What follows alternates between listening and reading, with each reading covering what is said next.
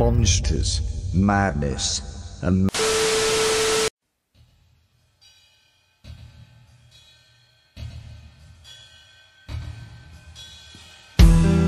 it's by mercy alone that I cannot recount.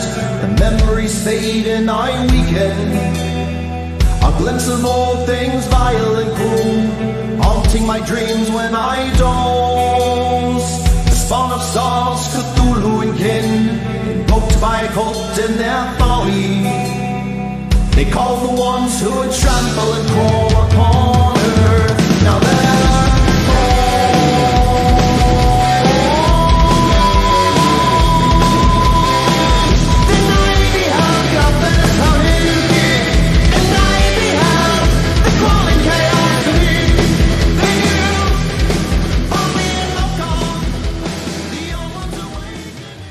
Welcome to the Monsters, Madness, and Magic podcast. I am Justin, joined by my co-host Henry, and this evening we have a very talented individual with us, the Smith of the South, the Hammer, the Eternal Champion himself, Mr. Jason Tarpey. Jason, how the hell are you? I'm good. How are you guys doing? Doing great, and ready to talk your ear off about some Lovecraft, some sword and sorcery, and get into some Eternal Champion eventually. Oh, that sounds great. So I've already told you that we kind of share the same gateway to Lovecraft. You got to tell me how you stumbled across the Unnameable back in the... Well, I think a lot of the things I'm into just came from browsing the movie rental store, the VHS store when I was a kid. That's how I picked up everything I like now. Pretty much came from, being a kid and going to like, the local, I lived in a small Texas town. We had the big chains, but we had, this little rental spot called Greyhound Video.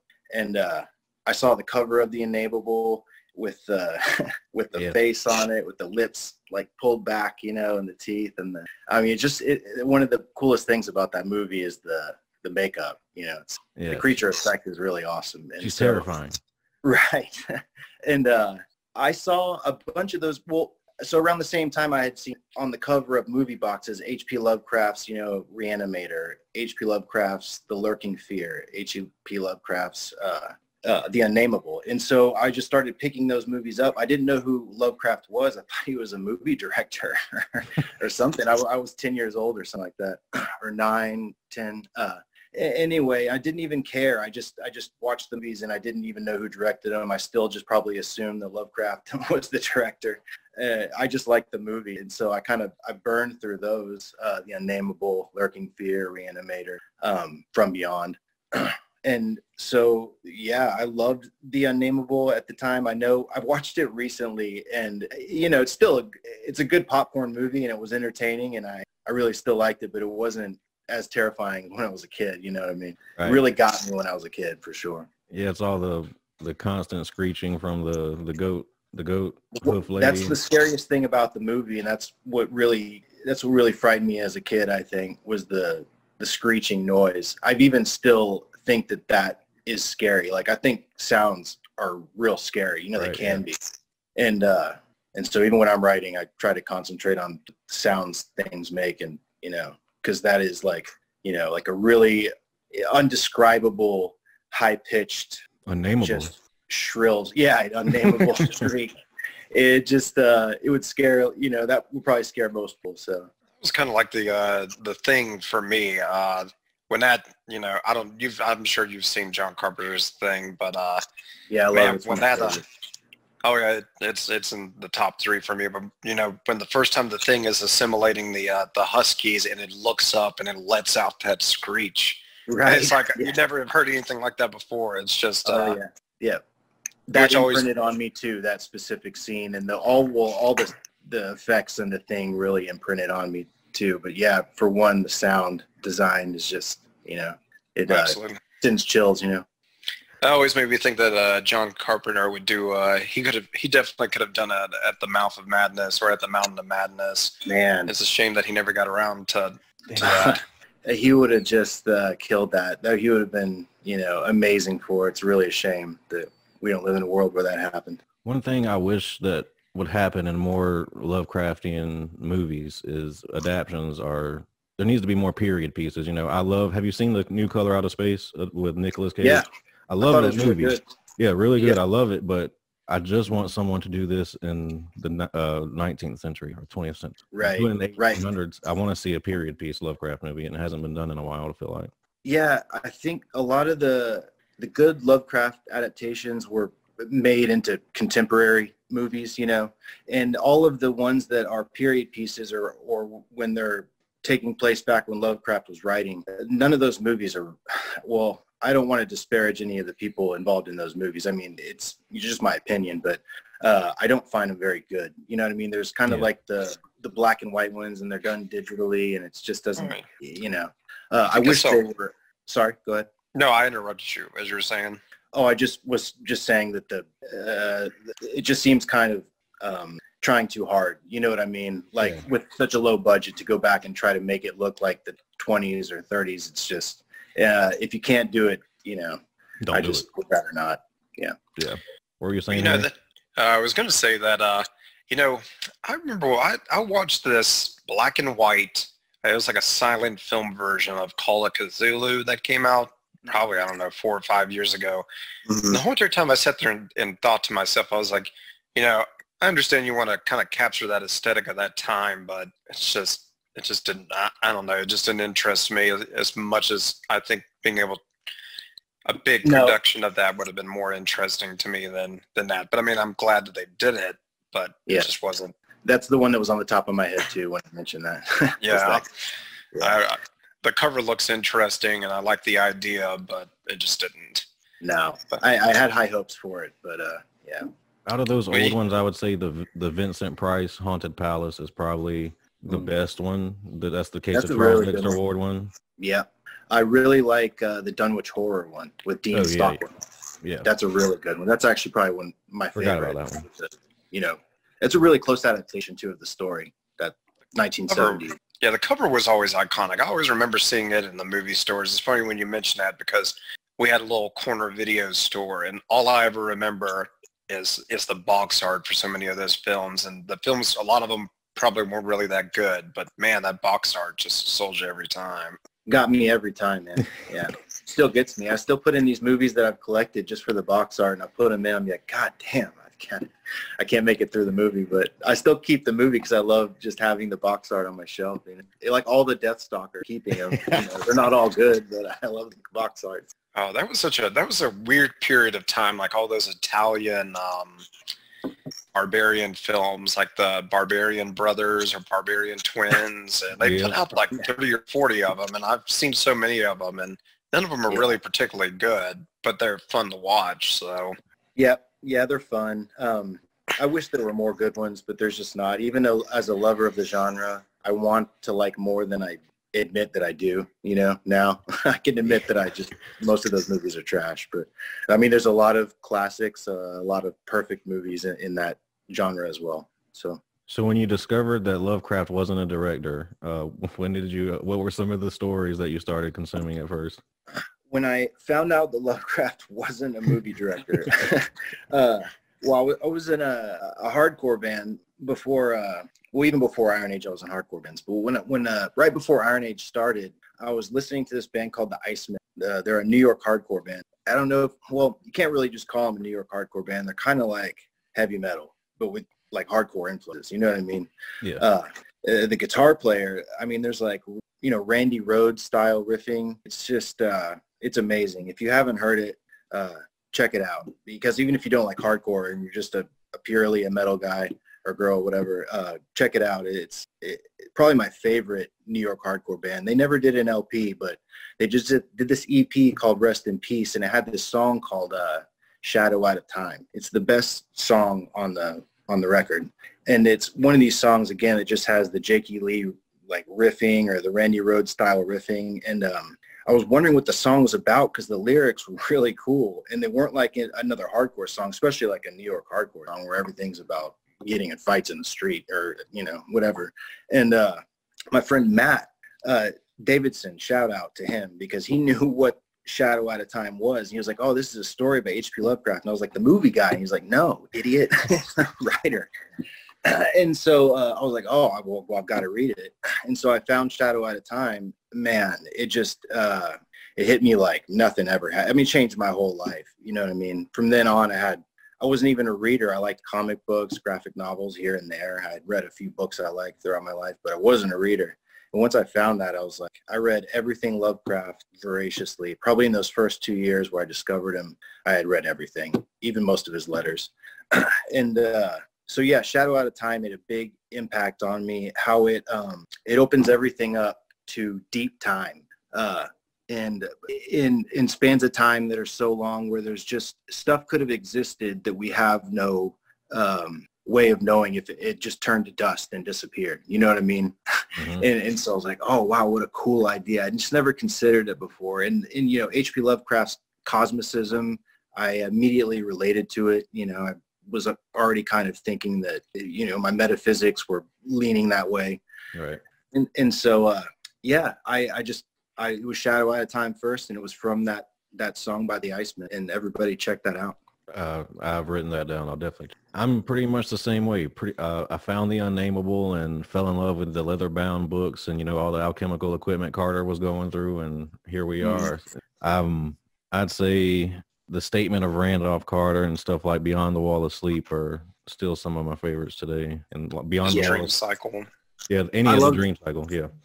Yeah, I love the Dream Cycle. A lot of people rag on it, but I really liked it. That wasn't the first stuff I read. I think that was some of the last stuff I read, because I had known about the Dream Cycle before I had read it, because I knew it was coming. I was trying to read everything in order, at least. And so the stories that I read first were the big ones that opened up the big world. You know, the Cthulhu mythos cycle. The Mountains of Madness was one. I think I read it right after Shadow Out of Time.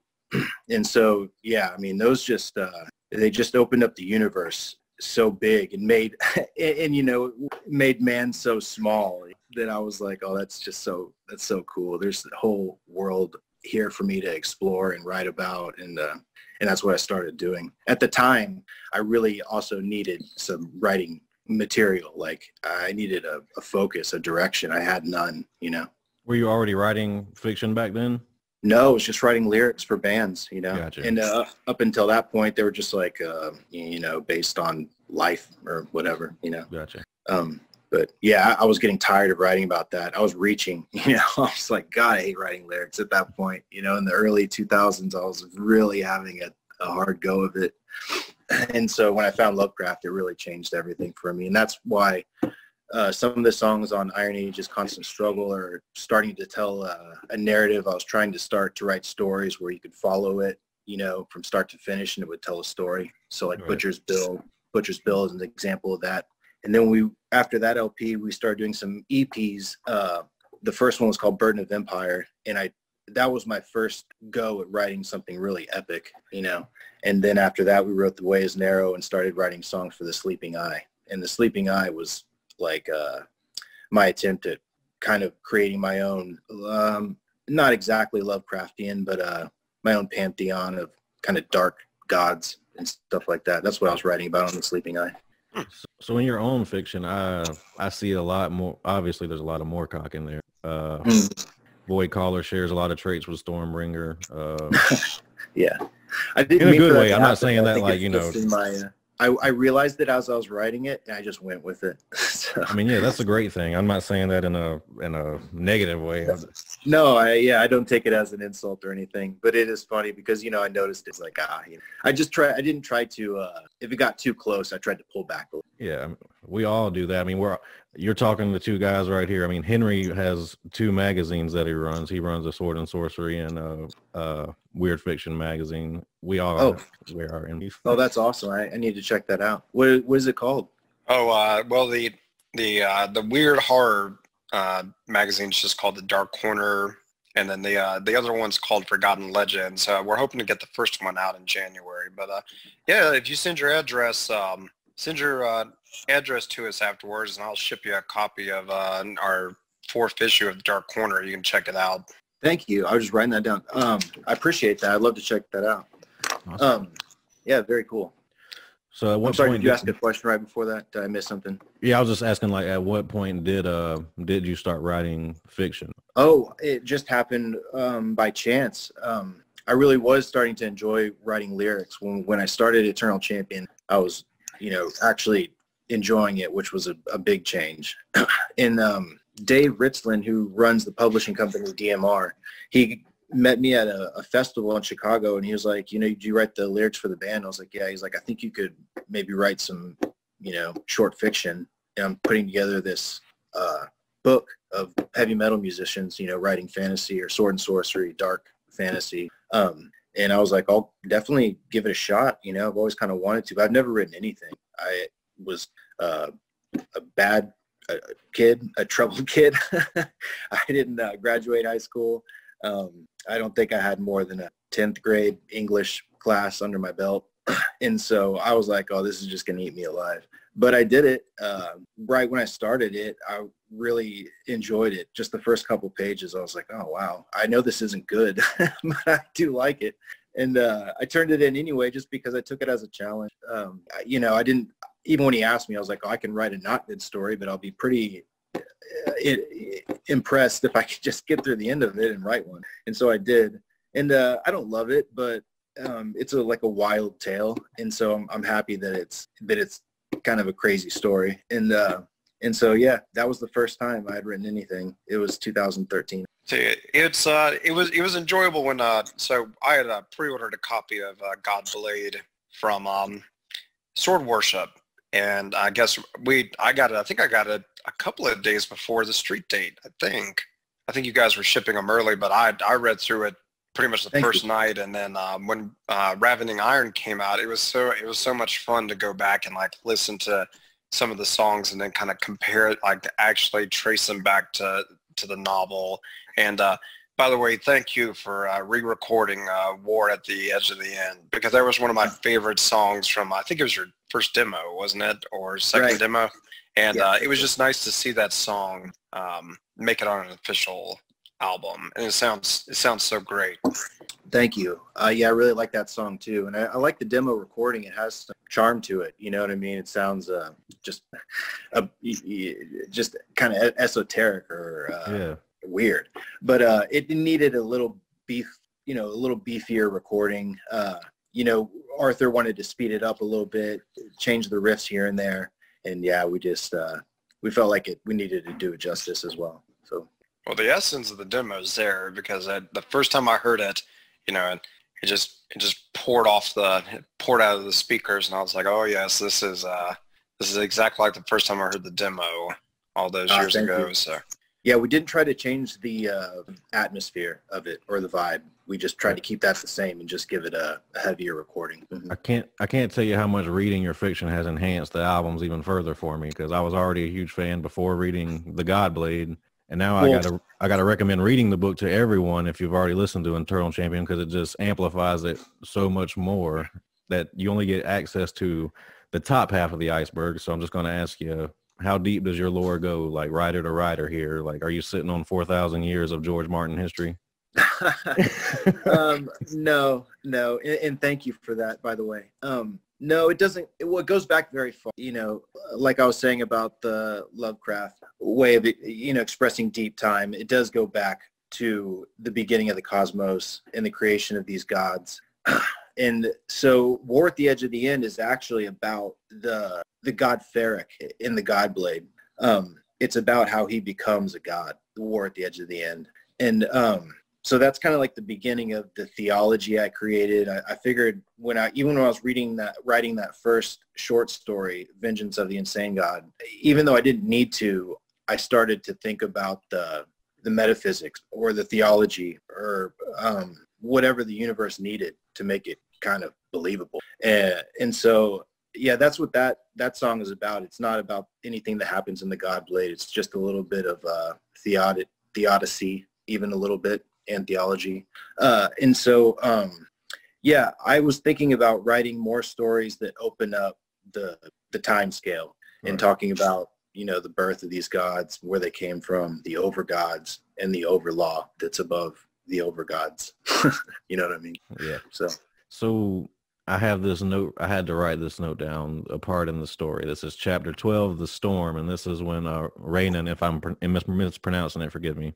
It's actually Rhanon. Rhiannon, gotcha. This when he's riding with the shattered shields and they're rowing against the demon winds. Now that moment that's the shit that I want in my sword and sorcery when I'm reading it. Like those moments, I'm just sitting there reading it and I'm just like, oh man, this guy knows what he's doing. How did that scene specifically come to you? Oh, I don't know. I mean, I love that stuff too. It just kind of occurs to me to write it like that. I don't like downtime in my writing. You know what I mean? The only time I like it to not be action is if there's some dialogue. And so I'll take like dialogue breaks and write up the dialogue. I don't really want to hang around and talk about the setting too much. I do want to give the reader, you know, something to form a picture. But other than that, I'm in it for the blood and thunder too. So, you know, I'm just imagining, I'm getting excited when I'm writing it. You know what I mean? It feels so good when you get a piece written like that, because you're excited too. And you're like, oh, I really hope that people feel that. And so it actually means a lot to me that you say that. As I was wondering if people do get affected by that as much as I do when I'm writing. It's not an ego thing. I don't even know how the thoughts happen, you know, appear in your brain. You can't really take credit for it. So it's, you know, when I'm writing, they're just like, it's happening in my head and I'm writing it down. I'm like, shit. I mean, you have an internal sense of what's pretty epic, you know, I mean, based on what you like to read and what you consume. Right. You can sort of emulate it. Yeah, that's really all I'm doing. I mean, I'm just kind of regurgitating my subconscious, which has just been a couple, you know, decades now of consuming Robert E. Howard and, you know, H.P. Lovecraft and Carl Edward Wagner and stuff like that. It's funny because I know on Ravening Iron, there's in which I'm pretty 99% certain the whole song is just a retelling of you have Worms of the Earth, in which is that famous Robert E. Howard story, and it was so it was great to read it and then look at the lyrics. And was that a particular story to you that stuck out in his in all of his writings? Mm-hmm. Yeah, I love that story. I love the Bran McMorn stories. I love the Picts. I love the way Robert E. Howard he created the Picts. I mean, they are a real people, and but there's just not a lot known about them. They're a real mystery, and that's, you know, it's so intriguing. It's so cool. And Robert E. Howard had that kind of blank slate to work with. You know, he just had these mysterious pieces of the Picts to work with. You know, writings from the Roman legions at the time, or the Roman historians that were trying to write it all down, hopefully accurately, probably not. And so, yeah, I already love the Bran McMorn stories. That the Picts are so cool. That story is also really awesome because it's when him and Lovecraft are writing letters back and forth, and he's taking Lovecraft's mythos and injecting it in there. And I thought that was so cool. And yeah, on a personal level, the links that Bran McMorn goes to exact vengeance on the Romans is something I relate to. I mean, just as a person that's been in fistfights, you know what I mean? At the time, I feel like I needed to do it, but, you know, now I just turned 40 and I really hope everyone's okay. You know what I mean? Right.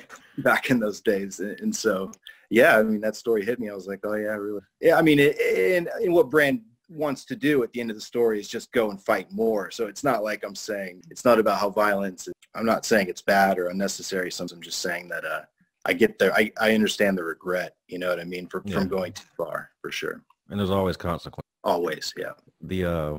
It's almost blasphemous to say that I think my favorite quote unquote Cthulhu mythos stories are Robert Howard stories. Like the Thing on the Roof, The Horror from the Mound, Dig Me No Grave. I love those. Robert Black Howard, Stone. Yeah, the Black Stone's great. Yeah. Valley of the Worm. Yeah, those are awesome. Specifically, something about Dig Me No Grave. I just like the idea of their whole journey to the house, that whole scene where they're just walking up to the house. That imagery sticks with me, with the bat coming over the winged thing coming over and flying to the house. Yeah, the winged thing. Yes. Yeah. That's so cool. There's a Manila Road song called Dig Me No Grave. It's on Courts of Chaos. It's like probably the best song on. Oh, I have not. I'm very familiar with Manila Road, just not that song. Actually, it might be a cover. I don't have to look. But yeah, that's a great story too. That whole Lovecraft Circle, just it's amazing how quickly they expanded on Lovecraft's mythology. And just, I mean, even to this day, every once in a while I pick up and like someone will say like, oh, have you read Clark Ashton Smith's, and they'll name something. I was like, wasn't even aware of that story. And there's so many of those writers, like, was it, I always butcher his first name, but Derelith. August Great stuff. Yeah. Mm-hmm. But, all of those, there's so much material to cover. And, and a lot of, I think finally you're starting to see a lot of those old, the old Arkham House presses. I think that some of I don't know if some of that material was stuck in like legal limbo or whatnot, but you're finally seeing some of that stuff, some of the last vestiges of that stuff that hasn't been in print for years, finally making its way back there.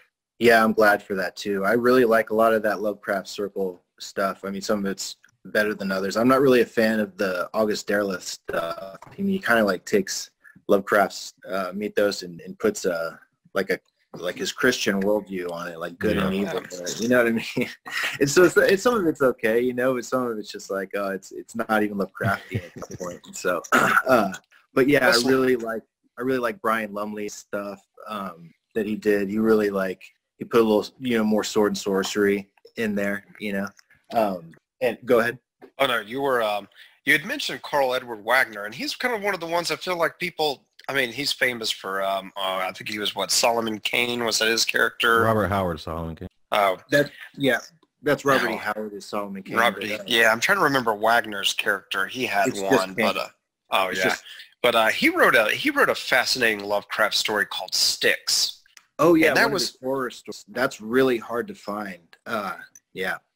I actually have a copy of Whispers, and that old zine I think it's from the 70s or 80s. I managed to track down a copy of that with the original printing of Styx. But that's one of those Lovecraft stories that, and I think even, True Detective kind of borrowed some ideas for us, especially the stick figures and all of that too. So.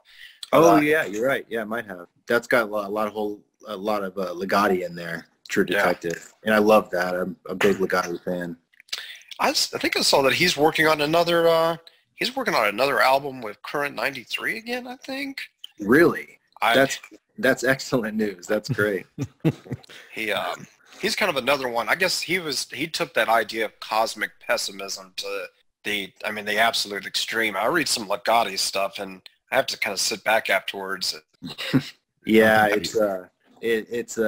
it's a downer for sure. I don't know. I mean, I can get through it. I mean, it's kind of my worldview anyways going into it. I'm kind of a cosmic pessimist anyway. And so, I know it can really destabilize people though when they read that. It's very, very counterintuitive to people, his philosophy for sure. I mean, he wrote that. I think he actually wrote a book of philosophy on writing.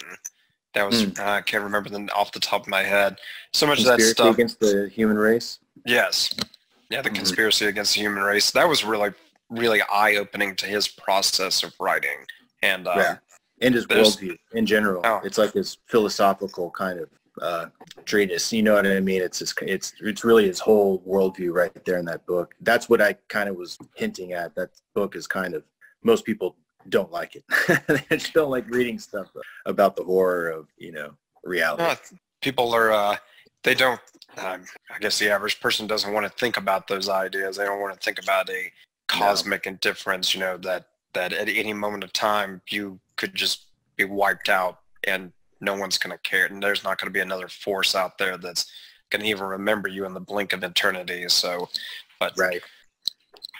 I'm going to back up on a name you said, Henry. Clark Ashton Smith, speaking of people that don't get enough credit. That's one of my favorites. Just riffing off his name, The Maze of Mild Web. Like Clark Ashton Smith, his paragraphs are like portraits because he writes so beautifully. His prose is probably the best out there. I love Clark Ashton Smith. And I even meant to do a song based on the Isle of the Torturers for this new album, but we just didn't get around to it. And as I was writing my book, I was like dedicating so many lyrics also to it that I didn't get around to. And it ended up being only one song that wasn't based on my own world. And so maybe next time we'll get around to that. But yeah, I love Vault of Yovombis and Treader of Dust and Chain of a Forgamon. Huge fan. And I don't know why tonight. It must be because I'm thinking I got work tomorrow. But his story about the Necromancers was one of my favorites too. Oh, right. I forgot the name of that. Is it also Isle of the Necromancers? I think That there is is one. but there's Right. one about there's one basically about these two necromancers that bring back a whole entire like dead civilization, and then slowly but surely, I guess vestiges of their past kind of start returning to them, and they overthrow the necromancers. But it was just, I don't know, he definitely was that shot. I mean, amongst all of those members of that circle, he was one that I don't understand why a lot of his material just didn't get the same attention as Lovecraft. But It's so weird, I think, for most people. His stories are like either even more taken out of reality than Lovecraft. You know what I mean? They're just pure weird and dark fantasy, and, you know, even leaning into horror sometimes. And I think that's just why, you know. I think that the fantasy that leans into horror, or the sword and sorcery, or the darker fantasy that kind of goes in that direction, that's the stuff that isn't the most popular. You know what I mean? Yeah. That's the real niche. That's the niche that I'm into. I really like the sword and horror, you know, rather than the sword and sorcery. Sorcery is okay, but yeah, I really like to make things as dark as I can. I'll probably continue to do that. Have you guys seen the movie Headhunter? I have not. you know, I was talking to a buddy about that film the other day.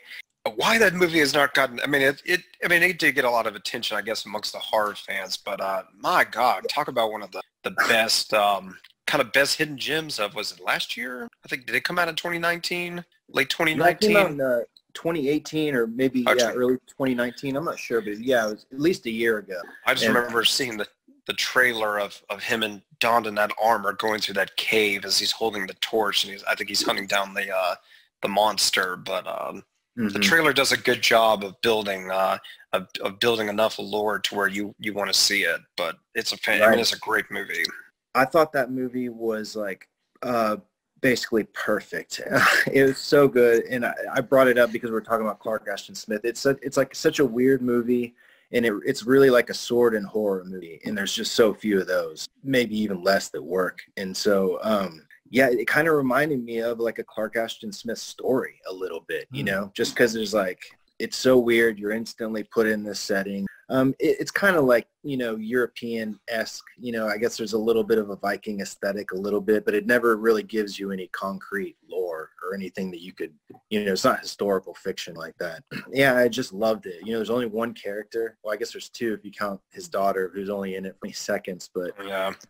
Oh man, it's just it's a great horror movie. I really recommend people watching it. And when I was researching it, I couldn't believe how much money it took to make it. It was like 30 grand or something they made it for, and it looks great. Everything they needed to do to make it cost that much made sense, you know, and they did it with you know, class, and it's great. Oh, and the main actor, he's just, some of his facial expressions throughout the film are just like downright haunting. Especially, right, yeah. He's not like a big, I think that's actually maybe his first movie. And what a thing to do for your first movie is carry the whole film with no dialogue, just facial expressions, you know. And it does feel really kind of like it feels like a Cormac McCartney meets Clark Ashton Smith. It's just so dark totally. and just nihilistic, and I loved it. But it definitely, yeah, I'm probably gonna have to rewatch that sometime this week. It's one of those I watched it and raved about it for weeks, and then I just rewatched it too after seeing it when it first came out. And I loved it when it came out, and I watched it again. I caught, you know, a lot more the second time, and I was even more impressed by it. Yeah. Sticking with the horror, sword and horror, that's probably why I lean towards Clark Ashton Smith and Robert Howard so much, because in your Lovecraft horror stories, your protagonist is eventually going to go insane or flee from the terror, and in your Robert Howard Lovecraftian tale, he's probably going to go punch the thing in the face, you know. And that's definitely that's definitely more my mentality, and that's what I want to see the characters do. Right. Yeah, I mean, that's I think I like a couple of the Lovecraft Circle writers because their protagonists kind of run toward it instead of just drop, you know, faint or go insane, you know, because you really have to you can't just keep doing that. You know what I mean? If you're ever going to expand the mythos, you have to find a different character who doesn't, flinch at it. He runs toward it. I think that's really a intriguing thing to do. Lovecraft caught a lot of shit for going to that well once too often, the unnameable, unknowable, can't describe it type deal. Mm-hmm. Something. It really works when he does it. Yeah. Oh yeah, when he does it, no one else can do it like him. Right. It's really obvious when you try to do it and fail. Yeah. Right. Yeah. So I guess the new album, Ravening Iron, sounds like a direct sequel to the first album. Was that intentional? Was that something you wanted to do? Not as a sequel intentionally, but it's probably a natural progression for sure. Right. I mean, there was we kind of found our strengths on the Armor of Ire. We were like, well, we need more of this, maybe a little less of this. And then also some stuff we haven't done yet. And so that's kind of how we looked at it. We knew we needed, I Am the Hammer is kind of a stompy, a martial kind of rhythm. Mm-hmm. And we love that, that's our thing. And so we have a couple of those, and then we put some of the melancholy feeling of the title track, Ravening Iron, the same kind of feeling that's in the Armor of Ire, that song, and Sing a Last Song of Valdez. So not everything is just, that fully mid-tempo, marching kind of rhythm the whole time. Got to break it up a little bit. So yeah, we'll probably continue to do that, Can I just say that the use of the anvil in the very first song is, I couldn't help but to think about Terminator when I first heard it, but it does sound like that now that you say that. Yeah, right. But you're using the hammer to slowly build up, to build at the beginning of the song. What is that? Face in a Clear? I think that was the first. Yeah. Yeah. And it's amazing. Is that the same anvil you use for your blacksmithing? Yeah, I was just working that day, and we needed those anvil sounds. And Arthur was like, "Can I just sample them?" And I was like, "Well, I'm working right now. I'm making this sword. I can just put I literally did it on my phone. I just put it on my my workbench there, and I was just forging this sword. It was right when I could hit the blade really hard. At the end, I was forging out the end of it, the tip. And so, those are I just recorded them on my phone and sent them to him on a voice memo. He was like, "Oh yeah, these are perfect." So, that's what that was. Were you already going into blacksmithing before you found your interest in fiction and whatnot, or did that kind of lead you to the anvil because everything's a bit more badass when you're a blacksmith? Yeah, no, I was already a blacksmith when it occurred to me to write. Well, after Dave asked me, and after I continued to want to. Actually, I was in school when I first started doing that story, and I thought of the idea of the pyre forge. I didn't know my character was going to be a blacksmith, but I liked the idea of the pyre forge so much that I made him a blacksmith. And, at the time, I was just so in love with blacksmithing. I didn't realize it was going to be so on the nose with me. I didn't realize of it basically writing my I was in class, and I was asking my professor, William Boston, who's a master blacksmith. I was like, would this work? I mean, could you burn someone in a forge and use the carbon from their body to infuse it into the steel, and that carbon would be the thing that makes the steel hard? And he was like, yeah, yeah, you could. I was like, oh, okay. I mean, you can't just throw the body in the fire and lay on top of the forge. And so I started thinking about the pyre forge, and that's why I kind of used it to enrich my world building and character, and I could use the knowledge to put some practical stuff in the book. And so the chapter in the Godblade where he's making the Godblade, that whole thing is just it's that in theory that would work. You know what I mean? It's kind of like magic that makes sense. You know what I mean? So something sorcerous happens to the sword in this pyre forging process, but the process itself is similar to what we would call case hardening. And so that's when you would, if you need to get carbon into iron and make it a hardenable steel, you need to get that carbon from the coal into the iron. And so what you would do is encase the low carbon steel or the iron or whatever you were working with, and you would get it really hot in this case, and the ingredients would at a certain temperature, a very high temperature, would kind of seep into the steel, and the carbon would, on a molecular level, mix in with the crystalline structure of the steel. And so I was like, well, that's a pretty cool idea. And so I didn't shy away from it just because I was a blacksmith. I was like, oh, this is a cool thing I could add to the lore. I made a note of that scene in the book too, as well. That's another note I have. When I of course, I knew you were a blacksmith already while I was reading it, and it just gave some legitimacy to that scene. It's like, man, this sounds practical. I know this is magic, but this sounds like it could actually work. Right. Yeah, that's what I was going for. Yeah.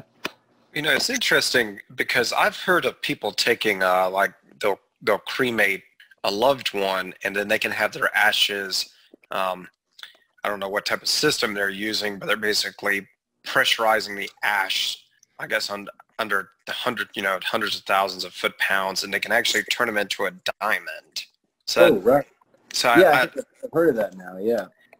When I read that scene in the book, I almost kind of thought about that process, just the idea of just taking like enough force and power to literally transform the ashes into something. And can I say the name Voidcaller is, what a fantastic name for a sword. Like that is the thing in the book that I can't take credit for. That name is sorry, I had to plug my phone in here. It's running out of battery, so I have to move around. Good. That name is a name that my friend came up with because I made him. And every time I make someone a sword, I ask that they name it before like I deliver it to them. And I was like, what do you want to call it? And he was like, Voidcaller. And I was like, oh shit. I'm going to steal that. He was like, oh, that's cool, man. Steal away. And I was like, right away, I put it in. The Godblade says what the sword is. It's the Godblade, but it still needs a proper name. And so, yeah, Voidcaller was like the perfect. I had been saving it, and I gave him credit. His name is Matt. I give him credit in the book, and yeah. So you make swords, and I mean, so what kind of things? I'd imagine that you have somebody come to you with an idea, then you guys agree upon a price or whatever. So what has been the most unique thing you've been asked to build or to make? Or forge, I guess I should say. That would be the appropriate term. The most unique sword or the most unique thing? Thing. Thing. Well, no one's really asked me to make anything really strange. You know, mostly people want knives.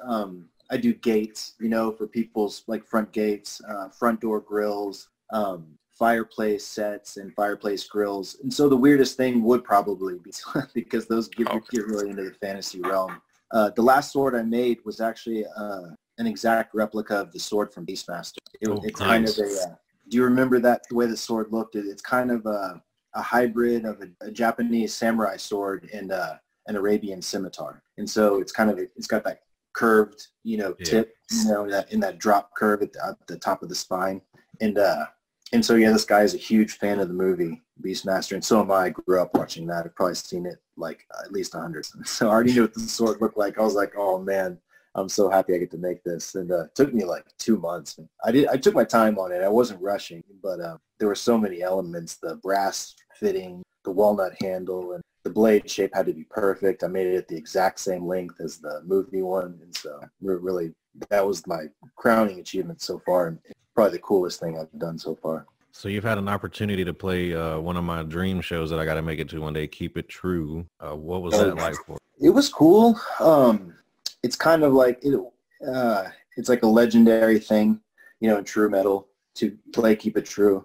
And we played first, like at noon on the second day.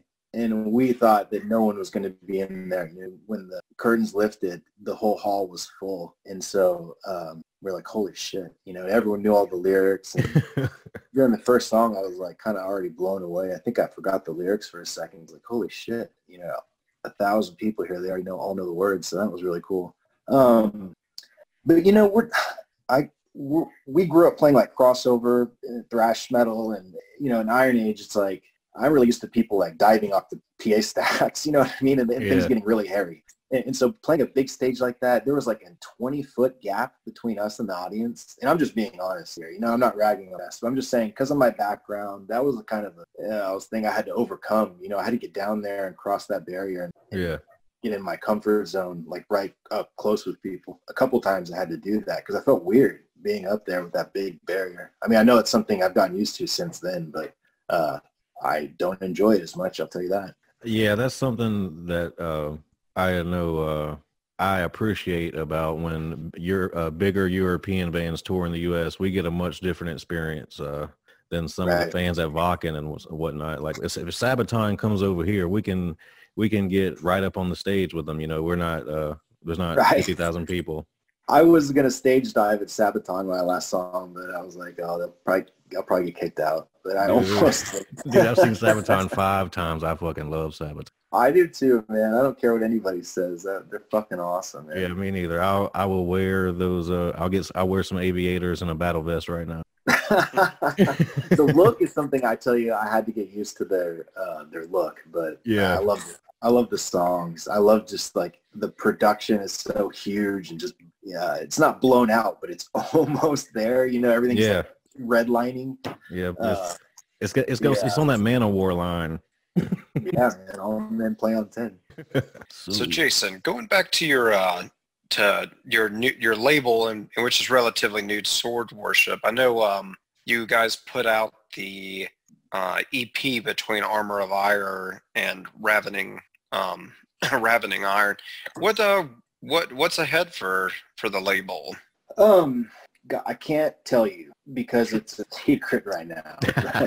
We have something cool in the works. I can tell you, what can I tell you about it? That it will be a team effort.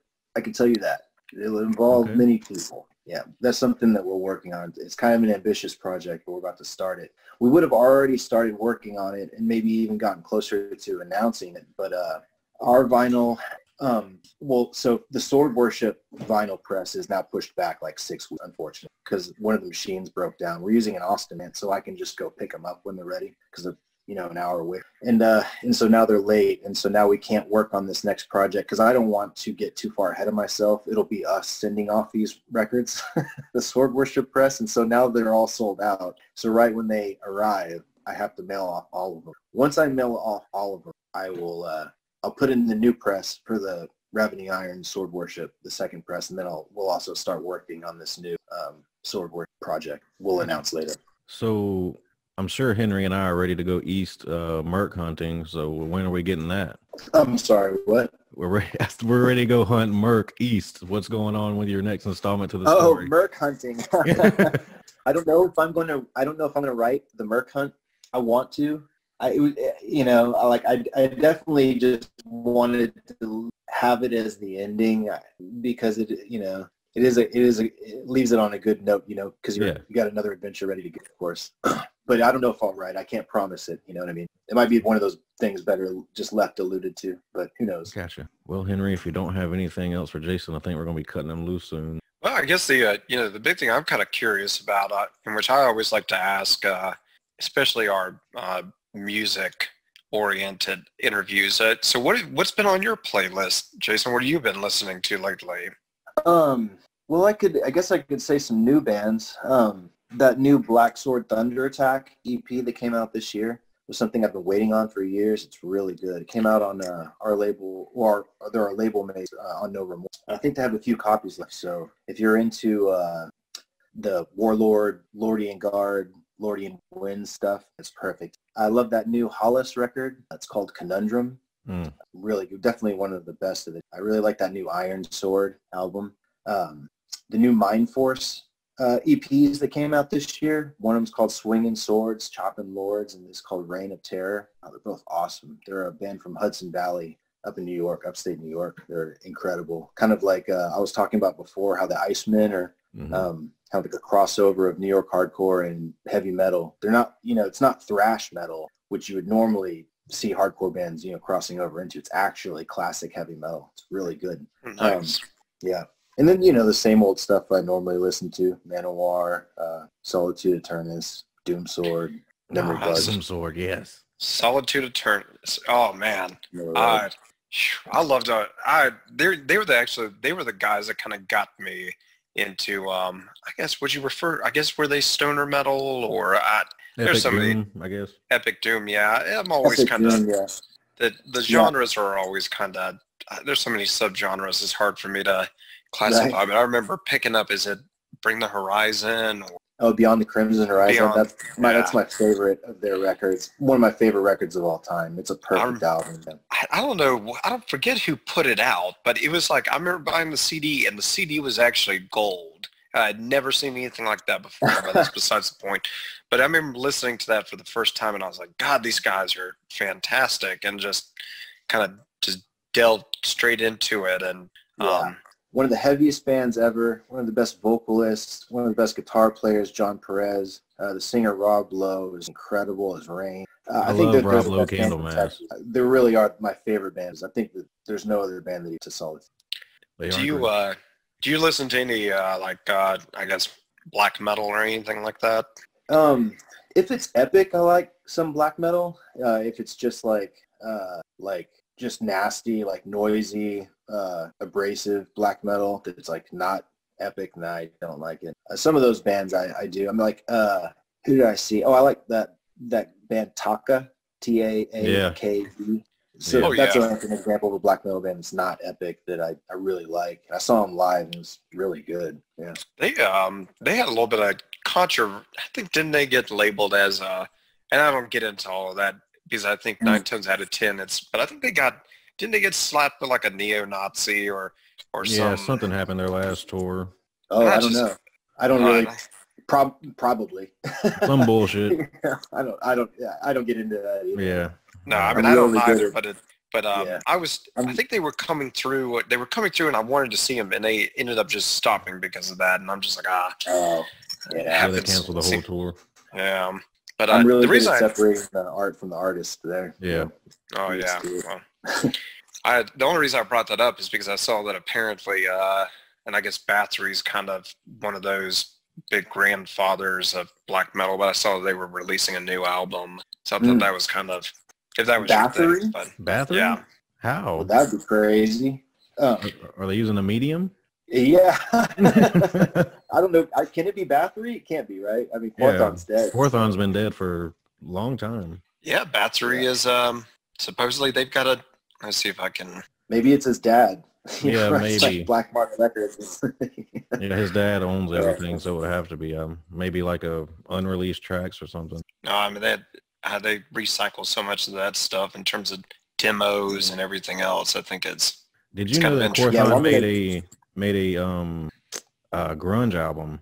Oh right, yeah, I've heard that. It's actually pretty good. Yeah, it sounds like Alice in Chains. Right, yeah, it's pretty good. I forgot what it's called right now. My friend sent it to me a couple of years ago. I never listened to it again, but I was like, wow, this is awesome. I'm sorry, guys. I have a hot take. I'm sorry. I don't really like the black metal Bathory stuff. I'm really just into the epic. Hammerheart and Bloodfire Death. And, everything after that. Right? I had a brain fart. I don't know why I said Bathory. I meant Beherit is coming out with a new album. I'm sorry, guys. I'm like on 3 hours of sleep, so it's okay. I'm nah. Yeah, Beherit. That's I actually like them. Arthur, he puts them on sometimes. They have some fucking weird songs. Some of it's like industrial, right? Oh yeah. A lot of those guys, especially like after their first 2 or 3 albums, started kind of blending into other genres, I guess. Oh yeah. Arthur plays that sometimes in the van. So that's how I know them. But yeah, that stuff's all right. But yeah, when it comes to black metal, I really like stuff like Caladan and Brute. There's like the mix of the clean, huge choral vocals and stuff. I love that. Jason, you ever heard of Arab Auteur? Oh yeah. That first album. God, what's it called? I've got it over there, but I don't want to get up. I can't think of the name. It's awesome. Yeah, I would say if you're a fan of Bathory, they probably do the best job.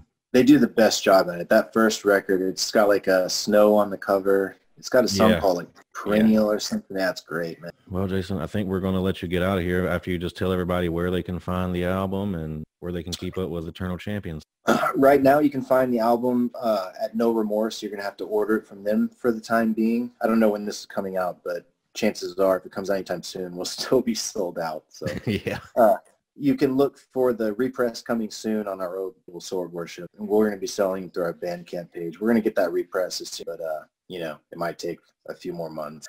So yeah, right now you can buy it from No Remorse, or you can stream or download it from our bank, which we always do. Sweet. And we thank you. Oh, you can buy the Godblade for now. So I don't have any more of them. You can buy it from DMR Books, or you can get it off Amazon. Yes, definitely buy the Godblade. Do it right now. And tell Arthur.